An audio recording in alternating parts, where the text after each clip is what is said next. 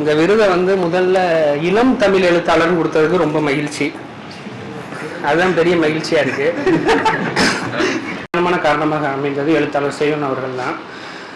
ஏன்னா சேவன் அவர்கள்ட்ட வந்து நான் முதல் புத்தகமாக வந்து இந்த மாதிரி எழுத போறேன்னு சொல்லும் போது அவர் சொன்னது என்னன்னா, தம்பி நான் வந்து வேலுநாச்சியார் எழுதிட்டேன், ஆணையிரவு போரை பத்தி நீங்க எழுதினீங்கன்னா ரொம்ப பொருத்தமாக இருக்கும் அப்படின்னு சொல்லிட்டு எழுத சொன்னாரு. அதுக்காக ஆய்வு பண்ணும்போது தான் வந்து கிட்டத்தட்ட வந்து உலகத்துல இப்படி ஒரு போர் வந்து நடந்திருக்கு அப்படின்னு. ஏன்னா ஈழத்துல வந்து ரத்தம் சதயமாக நடந்த போர்கள் வந்து 17 சமர்கள். நான் எனக்கு நினைவு தெரிஞ்ச சொல்றேன், 17 சமர்கள், ஒருவேளை 40-50 கூட இருக்கலாம். அதுல வந்து பெருஞ்சமர்கள் சொல்லப்படக்கூடியது வந்து வெற்றி உறுதி என்று சொல்லக்கூடிய ஜெய்சிகுரு மற்றும் வந்து எலிபென்ட் பாஸ் என்று சொல்லக்கூடிய ஆணையரவு. ஆணையர்களுடைய வந்து பிரதான அப்படி என்னன்னா, அமெரிக்க ராணுவத்தால பயிற்சி பெற்ற சிங்கள படை வீரர்களை 40,000 சிங்கள படை வீரர்களை வெறும் 1200 வீரர்களை கொண்டு எந்த தொழில்நுட்பம் பெரிதளவு இல்லாத விடுதலை புலிகள் வந்து வெற்றி கொள்வாங்க. நீங்க வந்து இதை நீங்க திரைப்படத்துல கூட பார்க்க முடியும். 40,000 வீரர்களை ஒரு 1200 வீரர்கள், அது புனைவு.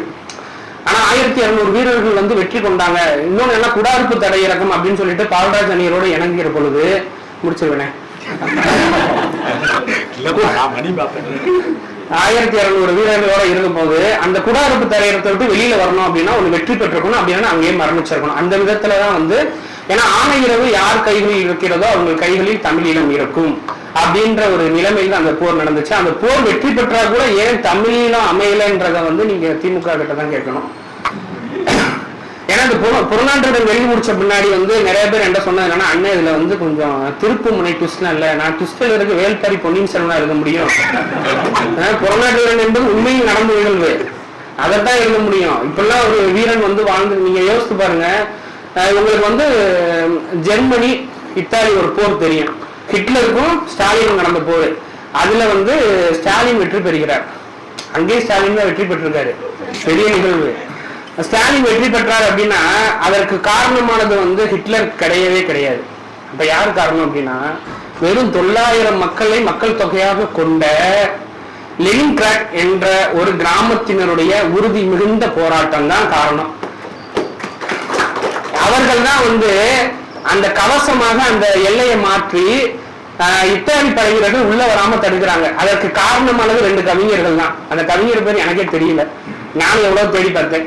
அந்த 2 கவிஞர்கள் வந்து ஒரு வாசகம் எழுதுறாங்க, மண்ணின் மைந்தர்களே மண்ணை காட்ட வாருங்கள் அப்படின்னு. இதெல்லாம் எவனா கூப்பிட்டா போவானா? போகவே மாட்டான்.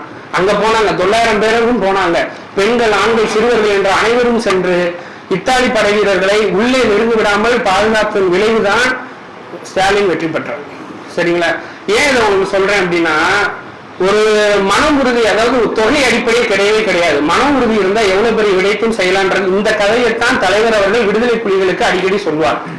இதை சொல்றது மூலமாகத்தான் விடுதலை புலிகள் நிறைய மனதிடம் பெற்றாங்க.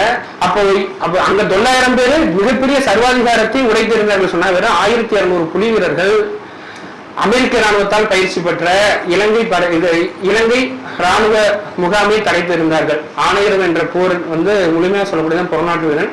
இது நீங்க எல்லாருமே படிக்க மாட்டீங்க எனக்கு தெரியும், இருந்தாலும் வந்து சொல்றது காரணம் என்னன்னா சொல்லணும்ல. ஏன்னா இது வந்து ஒரு விற்பனை ரீதியாக தோல்வி அடைந்த படைப்பு தான்.